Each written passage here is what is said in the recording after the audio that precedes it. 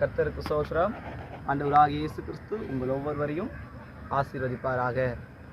இந்த நாளிலும் கர்த்தர் நம்மோடு பேசுகிற வார்த்தை நெகேமியாவின் புஸ்தகம் 8ஆம் அதிகாரம் 10ஆம் வசனம். பின்னும் அவன் அவர்களை நோக்கி, நீங்கள் போய் கொழுமையானதை புசித்து மதுரமானதை குடித்து ஒன்றுமில்லாதவர்களுக்கு பங்குகளை அனுப்புங்கள். இந்த நாள் நம்முடைய ஆண்டவருக்கு பரிசுத்தமான நாள். விசாரப்பட வேண்டாம். கர்த்தருக்குள் மகிழ்ச்சியாய் இருப்பதே உங்களுடைய பலன் என்றார். இந்த வசனம் சொல்லுகிறது, அதன் கடைசி பகுதியிலே கர்த்தருக்குள் மகிழ்ச்சியாய் இருப்பதே உங்களுடைய பலன் என்பதாக. நமக்கு பலன் வேண்டுமானால் நாம்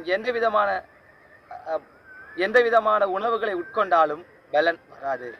அது உலக பிரகாரமாக இருந்தாலும் கூட உண்மையாய் நம்முடைய ஆவியிலே பலன் வர வேண்டுமானால் நாம் அவருக்குள் மகிழ்ச்சியாய் இருக்க வேண்டும்.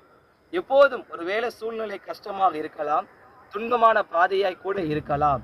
ஆனால் வசனத்தின்படியாய் கர்த்தருக்குள் எப்போதும் நாம் மகிழ்ச்சியாய் இருக்கும்போது அது நமக்கு பலனாய் இருக்கிறது. இந்த கர்த்தர் இந்த நாளை நாம் எல்லாருக்கும் ஆசீர்வதித்து தருவாராக.